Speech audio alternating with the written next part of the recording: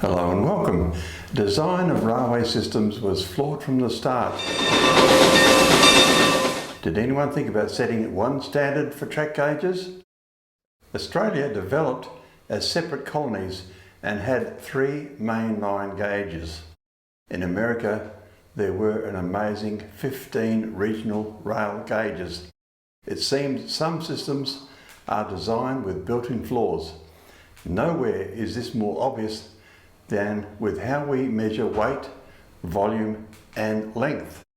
Imperial measurement systems are used in America, metric systems everywhere else. Some countries run imperial as well as metric, Liberia, Myanmar and England for instance. My measuring tape shows both metric and imperial, centimetres and inches, possibly yours too. In reality, most of the things made in the USA for export use the metric system. Gabriel Mouton, a church vicar in Lyon, France, is considered by many to be the founding father of the metric system. In 1670, Mouton proposed a decimal system of measurement. In 1790, the National Assembly of France called for an invariable standard of weights and measurements, having as its basis a unit of length based on the Earth's circumference. As a convenience, the system would be decimal based, that is, based on 10. The metric system was designed to be simple. There are only 7 base units in this system of measurement. Compare that to the 20 base units found in the inch-pound system of measurement. The imperial system is old. The simplest measurement of distance is the foot, which was divided into 4 palms or 12 thumbs. A rod was 15 feet and a furlong was 10 rods. Horse tracks are still measured in furlongs. Prior to Roman invasion, little is known of measurement units in Britain. It was in 1532 that King Henry VIII mandated avoirdupois weight. In my training as a pharmacist in the 1960s, prescriptions were still being written using avoirdupois weights, such as ounces and grains. This is not to be confused with the troy system of weights.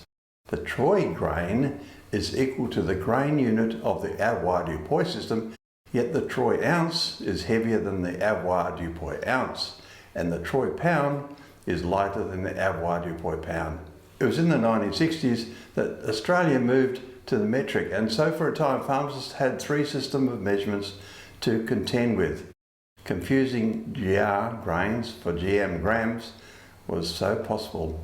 So why should this matter to the aviation industry? Why are we talking about trains and weights and such? It matters a lot. It matters whether building a plane or flying it or in-flight planning. Look at your instruments. How are they marked? Are you filling up with litres or gallons? Is that imperial gallons or US gallons? They're different.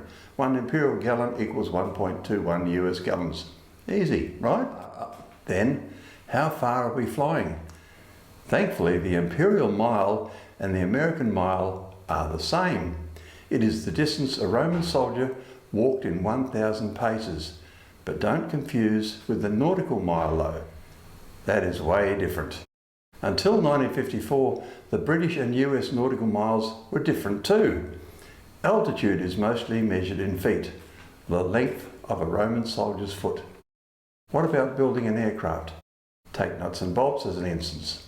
Generally, there are 2 thread series, namely the ISO metric screw thread in millimetres and the United screw thread in inches.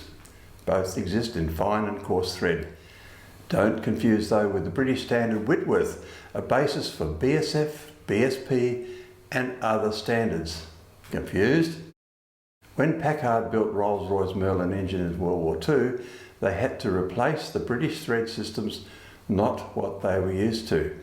Care had to be taken to choose the correct threaded spark plugs as well.